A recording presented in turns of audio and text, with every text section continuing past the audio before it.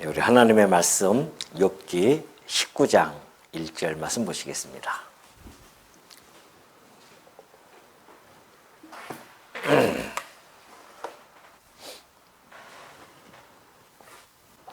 욥기 19장 1절입니다.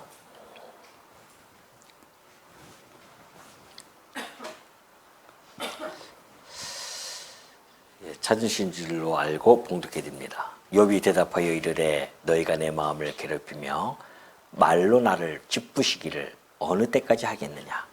너희가 10번이나 나를 학대하고도 부끄러워 아니하는구나. 비록 내게 허물이 있다 할지라도 그 허물이 내게만 있느냐. 너희가 참으로 나를 향하여 자만하며 내게 수치스러운 행위가 있다고 증언하려면 하려니와 하나님이 나를 억울하게 하시고 자기 그물로 나를 애워싸신 줄을 알아야 할지니라. 6절까지 봉독해 드렸습니다. 우리 지난 시간에 빌닷이 두 번째 비판을 해 가고 있었죠. 정말 빌닷이 두 번째는 좀 더 독하게 아주 적대적인 그러한 감정을 가지고 비판을 하는 내용을 우리가 살펴본 바가 있습니다. 이에 욥이 가만히 있을 수가 없죠. 그래서 욥이 반박을 합니다. 그것이 이제 19장에 소개가 되어지죠. 1절부터 방금 봉독해 드렸던 1절부터 6절까지를 보면은 참 이 친구들의 그 무정함을 이 욥이 아주 그 원망하는 그런 모습이 잘 나타나 있습니다. 너희가 내 마음을 괴롭히며 말로 나를 찌푸시기를 어느 때까지 하겠느냐. 계속해서 지금 공격이 들어오니까 나를 찌푸시는 것이 어느 때까지 이걸 해야 되겠느냐. 아직 이제 2차죠. 3차도 아직 남아 있습니다. 그러면서 나를 학대하고도 너희가 부끄러워하지 않구나. 그런 것이죠. 그러면서 비록 내게 허물이 있다 할지라도 그러면 그 허물이 내게만 있느냐는 것이죠. 욥이 이제 정공을 찌르고 나옵니다. 그래서 이 사실 인간들에게 있는 보편적인 허물입니다. 이 허물은 보편적인 허물이에요. 없는 사람이 없죠. 우리가 다 가지고 있는 허물들입니다. 그러니까 만약 내가 이런 허물로 인하여서 이렇게 지금 어려움을 겪고 있다고 한다면 너는 허물 없니? 그러면은 너는 허물 없어서 지금 이렇게 멀쩡하게 있느냐? 이것을 지금 되묻고 있습니다. 사실 이 지금 욥이 하는 이야기들은 우리 예수님이 오셔서 하신 말씀과 아주 일맥상통하죠. 예수님이 그러지 않습니까? 비판을 받지 아니하려거든 비판하지 말라. 너희가 정죄 받지 아니하려거든 정죄하지 말라. 그렇게 이야기하죠. 왜냐하면 그 비판과 그 정죄가 내가 했던 비판과 정죄가 나한테 들어온다는 말입니다. 그래서 이 진리의 말씀이죠. 우리도 사실은 아무 생각 없이 막 비판하기도 하고 정죄하기도 하는데 그 자체가 내게도 그대로 적용이 되어진다는 것을 우리는 알 필요가 있습니다.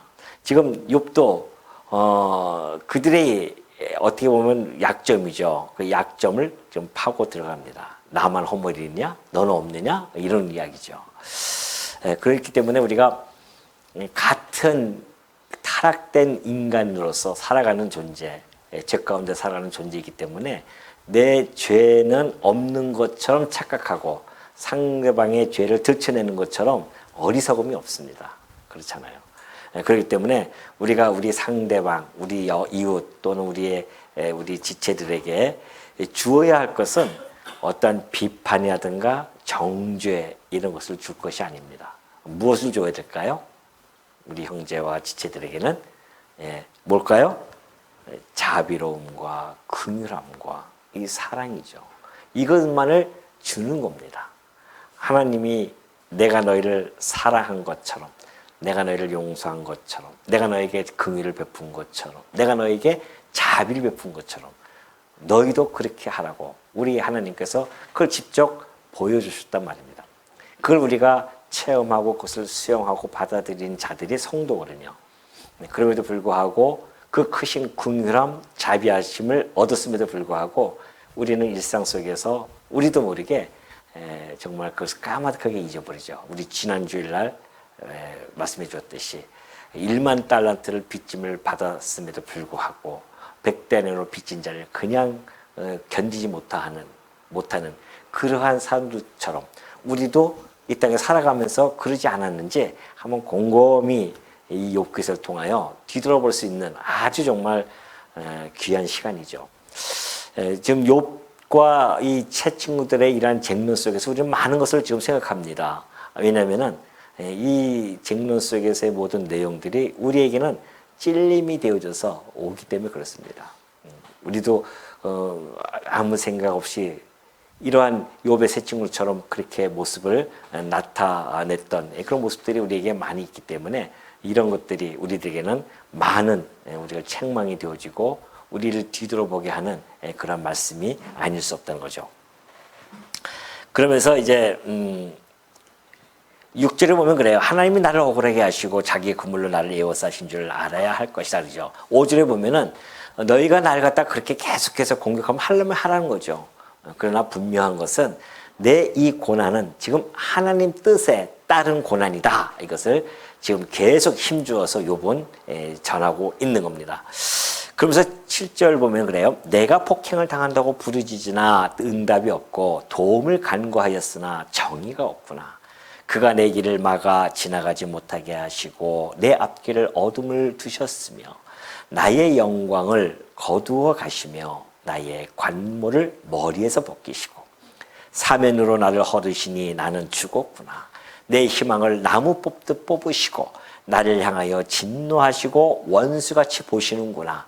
그 군대가 일제히 나와서 길을 도두고 나를 치며 내 장막을 둘러 진을 쳤구나 그래요. 참 지금 욥이 이 7절부터 12절 보면은 하나님께서 이 고난을 주시는 이 하나님에 대해서 지금 탄식을 하나 조목조목 들면서 탄식을 하는 내용이거든요. 근데 7절 보면 그러잖아요. 내가 이렇게 부르짖는데도 응답이 없어요. 폭행을 당한다고. 주여, 내가 지금 이 폭행을 당하고 있습니다. 라고 그렇게 부르짖었는데 하나님으로부터 응답이 없어요. 도움을 간구했으나 정의가 없습니다. 도움을 구했으면 시비를 가르쳐주셔야 되는데 이 시비도 안 가르쳐주셔요. 그게 답답하죠. 욥의 입장에서는. 그러나 우리가 알다시피 우리 이 성경의 믿음의 선진들을 보면은 그렇게 하나님에게 간구를 했음에도 불구하고 하나님께서는 때로는 당신의 그 응답을 잠시 유보시키기도 하시고요. 뿐만이 아니라 지연시키기도 하십니다. 이걸 너무나 우리는 잘 알 수가 있죠. 그렇기 때문에 하나님의 침묵에 대해서 너무 조급하게 우리가 생각할 필요는 없습니다. 왜냐하면 그 침묵 자체도 하나님이 우리에게 주시는 하나의 응답일 수 있기 때문에 그래요. 이걸 다윗은 너무나 잘 알고 있었어요. 그래서 다윗은 그러한 노래를 부르죠. 시편의 40편 1절에 보면 그래요. 내가 여호와를 기다리고 기다렸으니 기다리고 기다렸더니 다윗이 얼마나 힘든 삶을 살아왔습니까? 그 삶 속에서 기다리고 기다려요. 그게 무슨 이야기입니까? 부르짖었다는 거거든요. 뒤에 보면 부르짖음을 들으셨다 한 거 보니까 부르짖으면서 기다렸어요. 근데 하나님께서 다윗에게 응답을 안 주셔요. 그렇게 사울에게 쫓기고 돌아다니면서도 하나님의 응답을 안 주십니다. 그 때를 하나님이 기다리고 그 기간 동안은 하나님이 다윗을 다윗답게 키워나가시는 기간이기 때문에 응답을 안 하십니다. 기다리고 기다리는데 귀를 마침내 기울으셔서 나의 부르짖음을 들으셨도다 그래요. 하나님이 때가 차면요 그 부르짖음의 기도를 들어주십니다.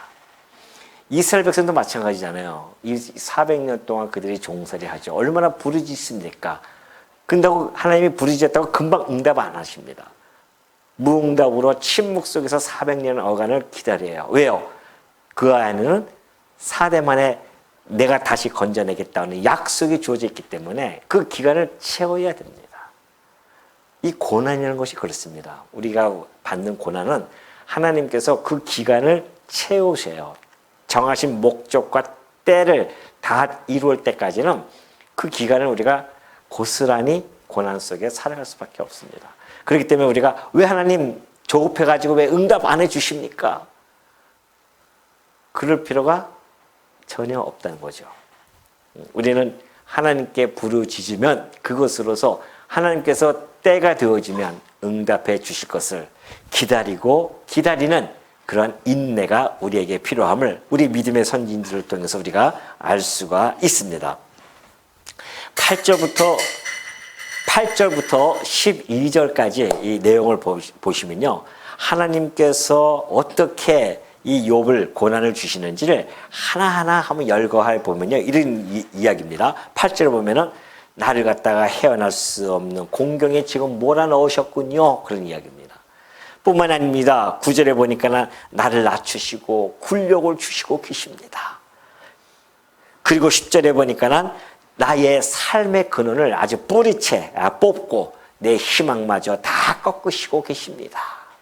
11절 보니까 하나님께서 어찌하여 나를 원수로 대하셔가지고서는 12절 보니까 나를 갖다가 그렇게 공격하고 계십니까? 라는 내용이 쫙 퍼져나갑니다.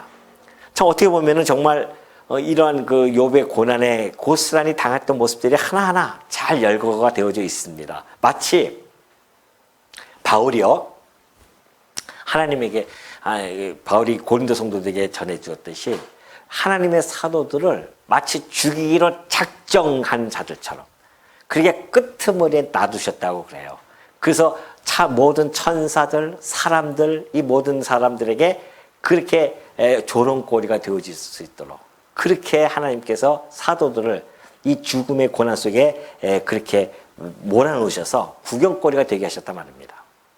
지금 이 바울이 했던 이야기가 지금 욥이 이 8절부터 12절까지의 내용 속에서 고스란히 다 담겨져 있습니다.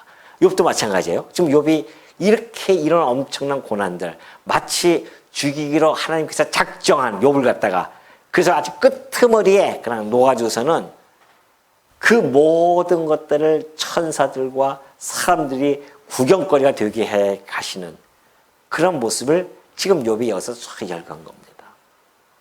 그만큼 욥의 고난이 얼마나 큰지를 잘 보여주고 있죠. 이 하나님께서 이 성도를 향해서는 모든 행사를 다 행하실 수 있는 전능자이십니다. 그렇죠? 그래서 욥에게 부요함과 복을 막 쏟아줄 때가 있었습니다. 그것도 하나님의 행사예요. 그러면 욥이 지금 이 당하는 이 어려움도 하나님이 행하는 행사죠. 물론 사단을 도구로 사용하지만은 결국은 하나님의 허락이 없이는 안 되기 때문에 이거 역시도 하나님이 모든 행사를 행하는 겁니다. 그렇다고 한다면 부요함을 주시는 것도 공고함을 이 어려움을 주시는 것도 다 하나님 행사의 정당성을 확보하고 있는 겁니다. 그렇기 때문에 우리가 하나님께 막 축복을 받을 때는 하나님 이 대우를 갖다가 막 정당하게 여긴다거나 그러나 이 어려움을 당할 때 고난을 하나님께서 주셔서 허락해 가지고서는 고난을 당할 때는 하나님 내게 왜 이렇게 부당한 대우를 행하십니까? 라고 이야기할 수 있을까요? 없을까요? 예? 있어요? 좀 집중 안 하셨네요. 무슨 얘기냐면은 하나님 내게 이렇게 복을 주셨을 때는 우리가 막 그 정당한 것처럼 생각하잖아요. 하나님 내게 복 주셔서 감사합니다. 이래요. 근데 고난을 주면은 하나님 내게 왜 이렇게 고난을 주십니까? 라고 그걸 부당하게 생각한단 말입니다. 그것이 옳냐 그르냐는 겁니다. 맞을까요? 틀릴까요? 네, 틀리죠. 우리에게 복을 주실 때나 우리에게 저주를 만약에 퍼부어진다 할지라도 그 모든 행사의 정당성을 하나님은 가지고 계신 분이십니다. 왜요? 전능하시고 주권자, 절대 주권자이시기 때문에 그래요. 그러니까 우리 욥이 그렇지 않습니까? 욥이 초반에 처음 막 고통을 시작할 때, 고통이 당할 때죠.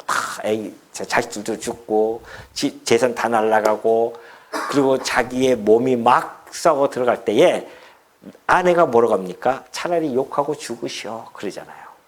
그때 이 미련하고 어리석은 여인이요. 그러면서 하는 얘기 뭐예요? 뭐라고 얘기했죠?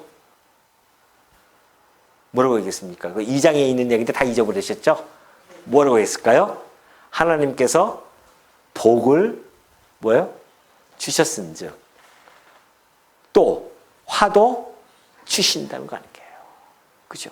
마땅하다는 겁니다. 욥은 그 모든 것을 다 내가 하나님께 복을 받았기 때문에 화를 받는 것도 마땅하지 않은 아니야. 하나님의 그 정당성을 욥은 초반에 잘 잡고 갔었습니다. 근데 오늘 이 시간에 19장 정도에 가보니까 그동안 세월이 얼마나 많이 흘렀습니까? 많은 그 고통이 하루하루가 정말 힘든 고통이죠. 인간의 한계성을 막 넘어가는 중입니다. 그러니까 우리가 초반에 우리가 신앙이라는 것이 일관되게 갈 수가 쉽지가 않죠. 우리 삶 속에서 그잖아요. 때로는 평안할 때는 막 우리가 편안하게 살지만은 어려움을 당할 때는 오히려 정말 극한 그런 고난 속에 빠지게 되어지면 막 우리 정신이 혼미해지는 겁니다. 욥이 아마 그런 고난인 것 같아요. 우리가 욥 같은 고난을 안 당해서 모르겠지만은 욥이 당하는 고난은 지금 인간의 한계성을 막 그 임계점을 넘어가는 그러한 고통이기 때문에 초반에는 내게 복을 내가 받았은즉 화도 받는 것이 마땅하다고 했던 그 당당함, 그 신앙적 고백, 그것이 지금 이 뭐 혼미한 상황에서는 이렇게 하나님이 내게 주시는 이런 것들에 대한 탄식을 지금 할 수밖에 없습니다. 그럼에도 불구하고 우리는 하나님이 행하시는 이 모든 행사의 정당성을 우리는 겸손하게 어떻게 해야 됩니까? 인정을 해야 된다는 겁니다. 이것이 신앙인입니다. 신앙인이죠. 우리가 하나님 안에서, 하나님 아래에서 살아가는 자들이라고 한다면은 하나님이 행하신 그 행사의 정당성을 우리가 늘 겸손하게 인정해야 됩니다. 하나님이 내게 복을 주실 때도 있고, 내게 또 뭐예요? 저죠? 내가 화도 받을 수도 있다. 이것을 우리가 늘 생각하고 살아야 되지, 나는 하나님 믿으니까 난 복만 받는다. 이것처럼 어리석음은 없습니다. 하나님은 더군다나 그렇게 우리를 이끌어 가시지 않습니다. 반드시 복과 화를 겸하여 주시면서 우리를 당신의 자녀답게 키워나가십니다. 그래서 오로지 하나님 앞에서만 살아갈 수 있도록 인도해 가시는 거예요.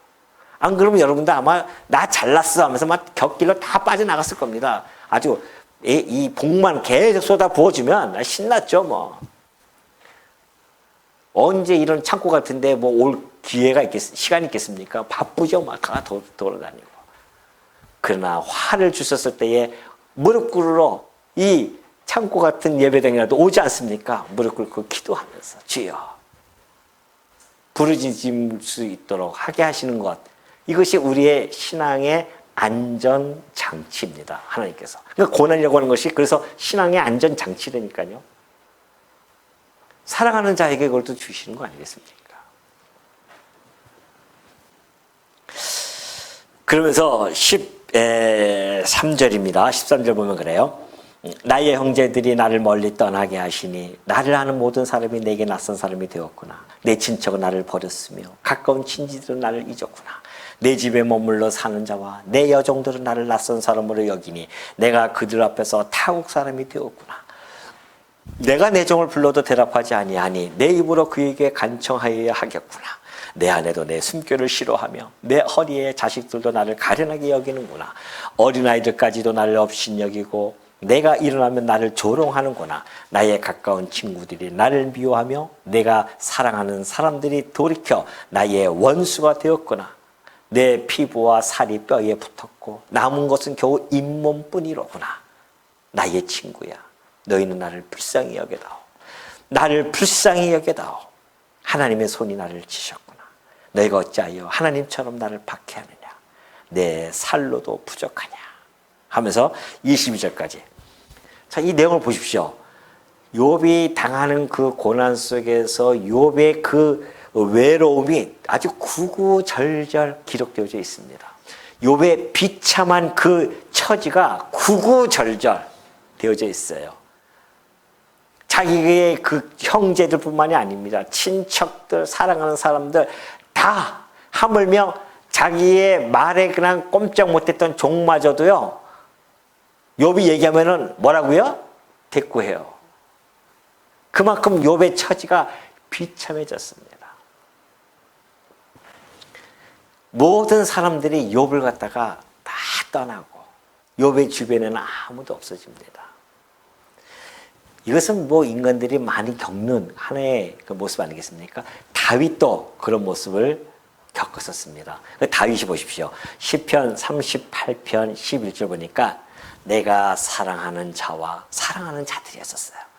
또 내 친구들이 내 상처를 멀리하고 내 친척들도 어떻게 해요? 멀리 선나이다 그래요. 다윗의 상처를 보고서는 멀리 도망갑니다. 친척들도요 멀리 도망가요. 내가 어려움을 당할 때에 내 친척, 내 사랑하는 자들, 내 친구들이 이토록 욥처럼 그렇게 조롱하고 그리고 그들 갖다가 욥을 잊어버리고 낯선 사람처럼 대하고 전화도 안 받고 다 그런 거 아니겠어요? 그렇다고 여러분 그 사람들을 욕할 수 있을까요? 네? 왜 못할까요? 맞아요. 나도 그 범주 안에 있는 자입니다, 사실은. 그렇기 때문에 우리가 정말 그 인간이라고 하는 것은 그렇게 우리가 이 땅에 살아가는 우리 인간의 모습입니다. 인간이 얼마나 우리가 간사한 모습, 간사한지 또한 얼마나 연약한 존재인지를 우리는 충분히 알 수 있습니다. 그걸 통해서 우리는 내 사랑하는 자들, 내 주변에 있는 내 친구들, 친척들이 내 의지의 대상이 되어질 수는 없구나 깨닫는 겁니다. 다윗은 이걸 철저히 깨닫고 있어요. 사랑하는 자와 친구들이 상처를 멀리하고 친척들도 멀리 섰나이다. 얼마나 외롭겠습니까? 자기의 비참한 처지. 욥도 마찬가지예요. 지금 그 이야기예요. 사랑하는 사람들과 다 내 상처를 멀리하고 떠나버리고 심지어 아내조차도 내 숨결을 싫어한단 말입니다. 그러한 이 외로움과 비참한 처지에 있는 이 욥, 그런 욥이 결국은 친구들에게 동정을 구하지 않습니까? 친구들이요, 너희 나를 불쌍히 여겨다오. 나를 불쌍히 여겨다오. 하나님이 나를 치신 거야. 그러면서 너희들이 얘기한 것처럼 내가 그렇게 엄청난 죄를 범했기 때문에 이런 고난을 지금 받는 것이 아니란다. 하나님이 지금 나를 치셨단다. 근데 네가 어떻게 하나님처럼 나를 박해하느냐? 내가 지금 내 살로도 부족하냐 말이죠. 그러면서 지금 얼마나 그 비참한 모습을 지금 동정을 구하고 있는지 모릅니다. 그러니 우리가 그러할 때에 우리의 주변 사람들 욕할 것이 아니라 오히려 어떻게 해야 되죠? 어떻게 할까요? 오로지 우리의 참 위로자이신 하나님에게만 우리가 나아갈 수밖에 없다는 겁니다. 그 앞에 무릎 꿇어야지 누구 앞에 무릎 꿇겠습니까? 하나님만이 나를 도와주실 분이십니다. 하나님만이 나의 참 위로자가 되십니다. 내게는 하나님 당신뿐이 없습니다. 라고 하나님 앞에 나아가는 것. 다윗이 그랬단 말입니다. 다윗의 시편을 보니까 다 하나님에게만 나갔어요. 이 사실을 알고 있었기 때문에 자기의 친구들 사랑하는 자들이 다 떠났기 때문에 오직 하나님에게만 나아갈 수밖에 없는 환경을 하나님이 몰아놓는 겁니다. 이것이 사실은 어떻게 보면 복이에요. 하나님만을 바라볼 수 있도록 해주시는 것 아니겠습니까? 마침내 다윗은 그 하나님, 위로의 하나님을 만나고 위로의 하나님으로부터 도움을 얻고 그가 이렇게 노래를 부릅니다. 시편 9장 9절에 보십시오. 여호와는 압제를 당하는 자의 요새이시오 환난 때의 요새이시로다. 여호와여 주의 이름을 아는 자는 그래요. 여호와의 이름, 여호와라는 이름을 아는 자들. 그 여호와라는 것이 얼마나 신실하시며 그 이름 안에는 하나님의 그 얼마나 자비하심이 있냐 말이죠. 그 이름을 아는 자는 주를 의지할 수밖에 없습니다. 주를 의지하오니 이는 주를 찾는 자들을 버리지 아니하십니다. 우리 주님은 신실하신 분이기 때문에요. 당신을 찾는 자를 외면하지 않습니다. 그러니까 하나님을 찾도록 우리를 환경을 몰아가신다니까요. 그것이 감사하고 그것이 유익입니다. 너무나 성도가 잘 나가도 그게 문제가 있는 거예요. 하나님을 의지하고 주를 찾도록 환경을 주신다고 하는 것은 오로지 안전한 보호 안에 우리를 가두신다고 하는 것. 하나님의 그 안전한 우리 안에 우리를 가두신다는 거 아니겠습니까? 그래서 좀 다윗처럼 이렇게 하나님만을 의지할 수밖에 없다는 것. 욥은 이런 사건들을 이야기하고 고난하면서 드디어 23절부터는 주목하게 되어집니다. 누구에게요? 하나님에게 주목을 합니다. 볼까요? 나의 말이 곧 기록되었으면, 책에 쓰여졌으면, 철필과 나무로 영원히 돌에 새겨졌으면 좋겠노라 그래요. 자기의 이 분한의 모습, 이것이 진짜 기록되어졌으면 좋겠다. 내가 정말 죄 없이 이렇게 당한다는 거, 이것을 내가 이 순결한 사실을 좀 기록해줬으면 좋겠다. 어디다가? 철필과 나무로 영원히 돌에 새겨졌으면 좋겠다. 이러한 것을. 그래서 영고의 후대들에게 전해줬으면 좋겠다고 하는 이 욥의 소망이 들어졌어요? 안 들어졌을까요? 예? 들어졌죠? 예. 이 철과 나비 문제가 아니라 이 하나님의 말씀에 새겨짐으로 말미암아 영고히 예수님 오실 때까지 오고 오는 후대들에게 읽혀지게 되어졌단 말입니다. 그래서 우리가 하나님의 그 오묘한 섭리를 알게 되어진 거 아니겠습니까? 만약에 욥이 없었다고 한다면 우리도 인과응보의 그 논리 속에서 이 땅을 살아갔을지도 몰라요. 근데 이 땅은 인과응보로만 해석되어지고 인과응보로만 우리가 알 수 있는 그런 세상은 아니라는 겁니다.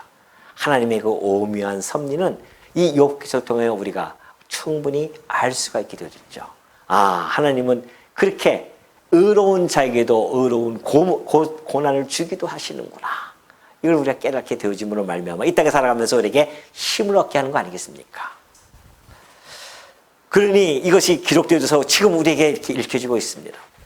그러면서 25절 내가 알기에는 나의 대속자가 살아계시니 하나님이 살아계시지 않습니까? 신 존재에 대한 확고함이 욥에게는 있는 거죠.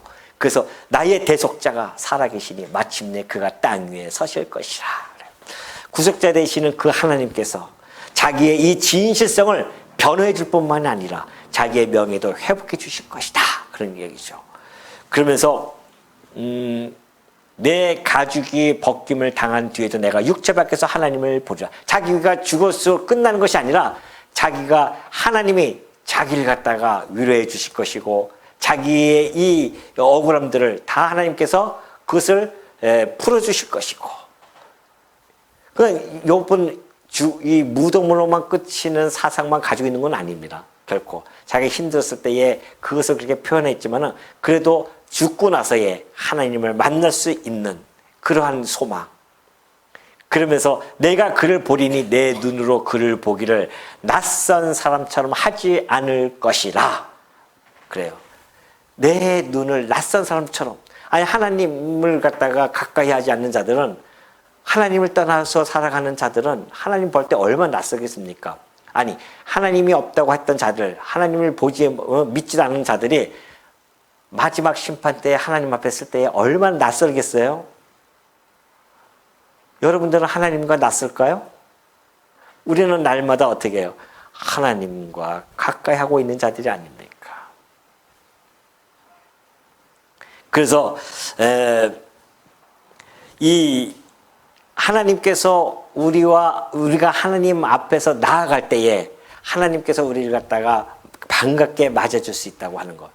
이것이 바로 우리의 이 삶의 기록판에 하나님께서는 하나하나 다 기록해 가고 계십니다.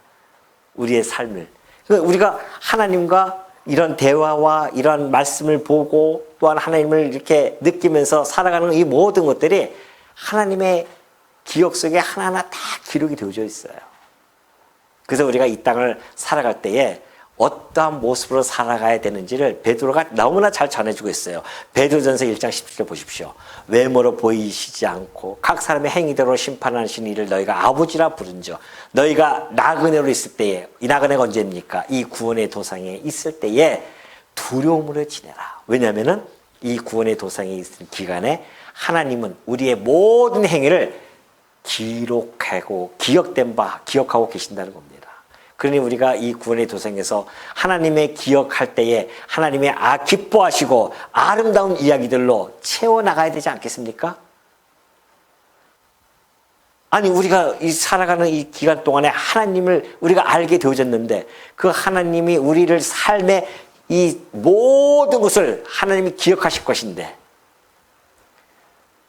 하나님의 기억 속에 우리가 여기 지금 욥이 얘기했던 것처럼 철필과 나무로 영원히 돌에 새겨지듯이 하나님의 기억 속에 영원토록 이것이 기억되어질 겁니다. 이 구원의 도상에서 우리의 삶이 기록되어질 거예요. 그때 하나님이 기뻐하시고 아름다운 것으로 채워져야 되지 하나님 보시기에 밉고 추한 모습으로 채워진다고 한다면 하나님 앞에 나갔을 때 얼마나 낯설 수밖에 없죠. 그래서 잠언 23장 10절에 보면은 그래요.